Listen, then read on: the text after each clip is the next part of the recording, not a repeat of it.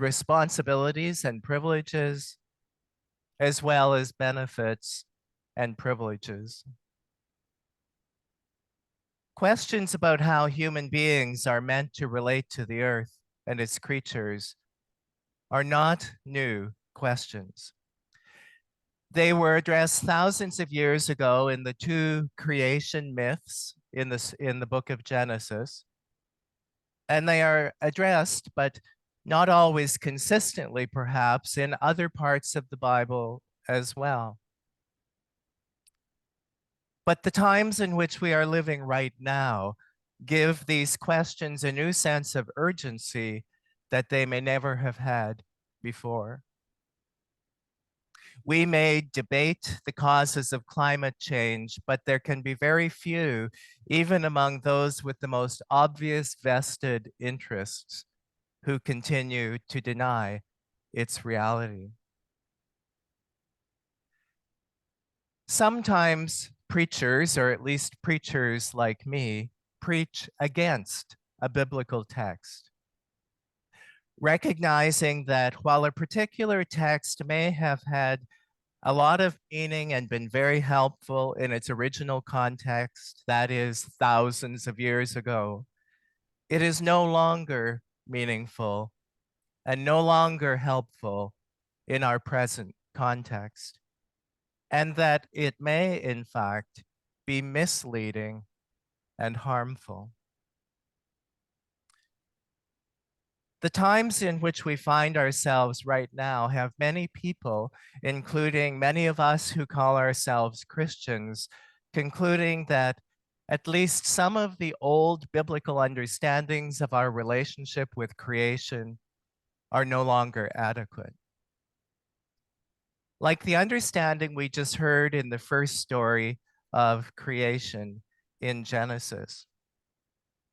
And the inclusive language lectionary, I should have looked at that because it softens the blow a bit.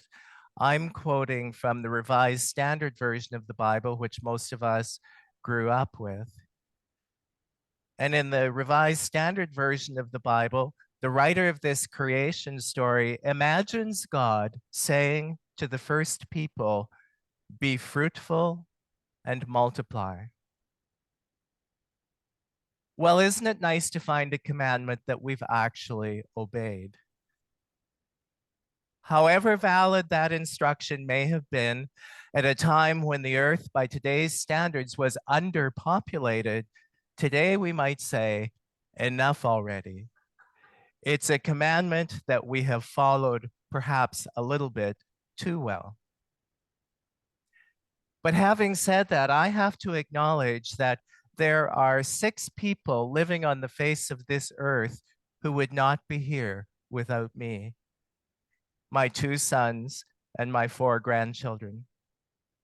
And I find it helpful to remind them of that occasionally. And then what about this from the same story, but from the Revised Standard Version of the Bible?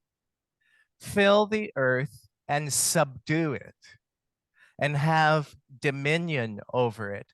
I think the version that Taylor read said take responsibility for it, which is a little bit better. Fill the earth and subdue it and have dominion over every living thing. Taken on its own, this sounds like the language of hierarchy and domination.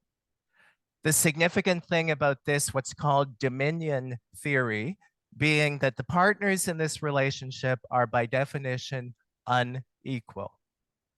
There is a clear hierarchy. God, the angels, man, woman, animals, you're above the animals, plants, and so on, in descending in a very clear hierarchical descending order. Fill, subdue, have dominion. It sounds almost as if the world of nature should be seen as an enemy of some kind, an obstacle to be overcome, a challenge to be met, an adversary to be conquered and tamed and domesticated and mastered. Being told to subdue the earth is an injunction that seems on the surface to give free rein for unfettered development, for the exploitation of other living creatures, and for the rapacious use of the animal, vegetable, and mineral resources of this great planet Earth, which we all share. It suggests a particular kind of relationship between human beings on the one hand and the rest of creation on the other. And sadly, it is a relationship that some Christians, whether they would admit it or not, continue to live by.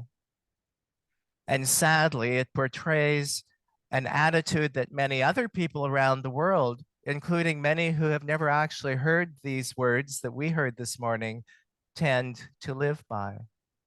The earth is a resource to be used for our benefit alone. The ultimate purpose of this planet is to benefit human beings. At least that's the way it is according to this dominion theology or model. But thank goodness this isn't the only way of looking at the relationship between human beings and creation that can be found in our Judeo-Christian tradition. A word that we're all familiar with in the church, albeit in a different context, is the word stewardship. When it comes to the relationship between people and the rest of creation, the stewardship model is one that suggests that we hold creation in trust, that it's a gift to us, that we're accountable to God for our stewardship of this planet. It's as if we're the tenants and God is the landlord. Unlike the first model with its language of using and subduing and conquering and having dominion over, the stewardship model is one that at least balances power and responsibility. God expects us not just to exploit the earth and its resources for our own purposes, but to care for these things as well. But at the same time, in the stewardship model, there's still the sense that human beings somehow stand apart from creation, that we stand outside creation. It's as if we are somewhere between God and the rest of creation, just a little lower than the angels, as Psalm 8 puts it. We have a lot to do with the rest of creation, but we are, in a sense, still separate from it. And that suggests a certain kind of relationship between human beings and the earth. We human beings, according to this stewardship model, we're still special. Just as it is said that history is written by the winners, we are the ones who get to tell the story about the earth. And we have made sure in telling that story that we get to play a starring role.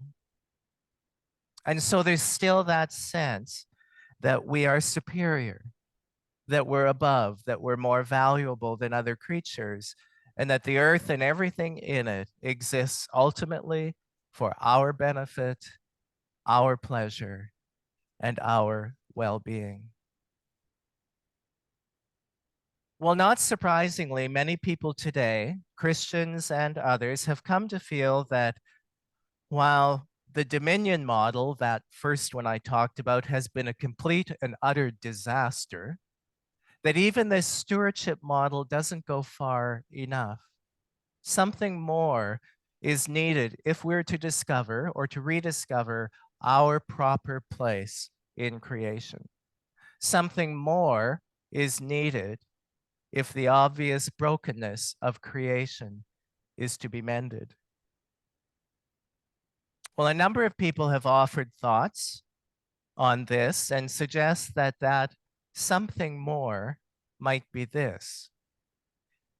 Some, for example, have been intrigued by the British scientist James Lovelock's Gaia hypothesis, named after the Greek earth goddess Gaia, often translated as Mother Earth. And the idea that living and non-living parts of the earth are a complex interacting system that can be thought of as one single organism. And in a few minutes, we'll be singing a hymn that you may or may not be familiar with. It's from More Voices, a hymn called O Beautiful Gaia, which invites us to consider our relationship with the earth in the context of our faith. Some have also been attracted by the similar suggestion put forward by ecologist Richard St. Barbe Baker that nature should be understood as one vast sentient being. And our very own Canadian David Suzuki is another scientist who, in describing nature, uses words like relationship and connectedness and interdependent. Words with definite spiritual overtones, words that scientists have not always been very comfortable using. It is concerns like these that have drawn others to some of the teachings about nature derived from indigenous spirituality.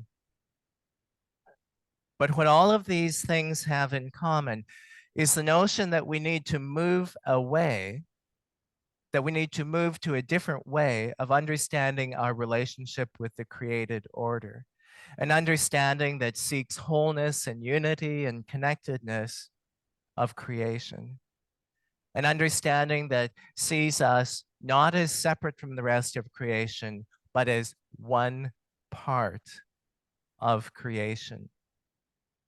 It's a much more mystical outlook than the others. Back in the 1990s, which sounds so long ago, 30 years ago, the General Council of the United Church of Canada approved a very significant addition of a line to the Creed of the United Church. To the list of things that we feel called to be and to do, to celebrate God's presence, to love and serve others, to seek justice and resist evil, it added the line, to live with respect in creation. And perhaps the most significant word in that line is that little preposition, in. Because you'll notice that the Creed does not say that we are to live with respect with creation, and it certainly doesn't say that we're to live over creation.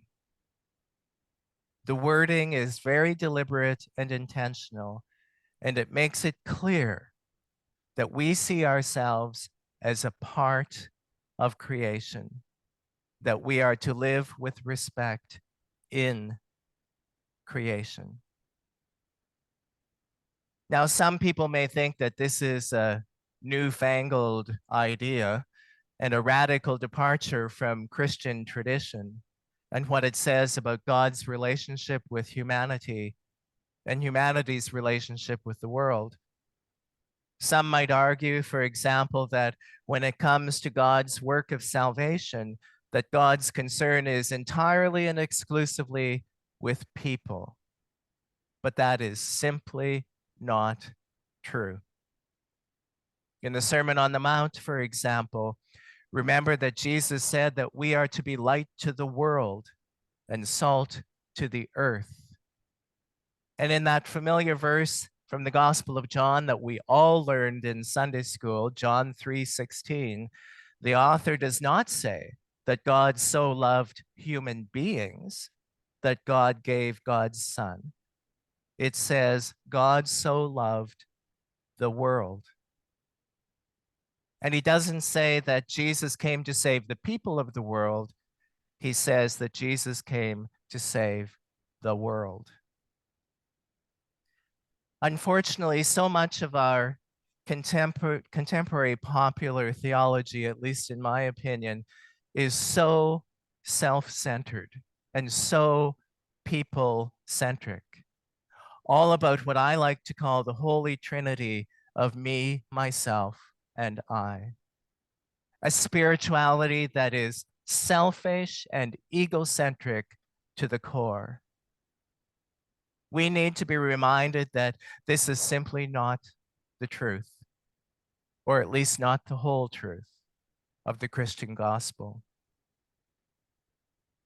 May we continue to challenge ourselves as we seek an understanding of our place on this earth that meets the needs of the times in which we live. And may we base that understanding on the undeniable reality that human destiny is inextricably bound up with the destiny of the planet Earth, which we call home. Thanks be to God.